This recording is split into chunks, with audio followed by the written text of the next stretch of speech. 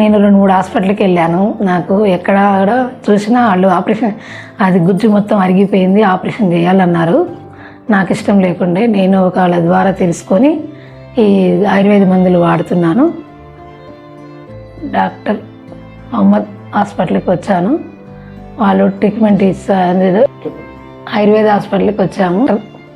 Doctor Ahmed ముని sir చూపించుకుంటే ఆయన వారం 10 రోజులు ఉండమన్నారు. నాకు ఉండటానికి వీలు కాలేదు.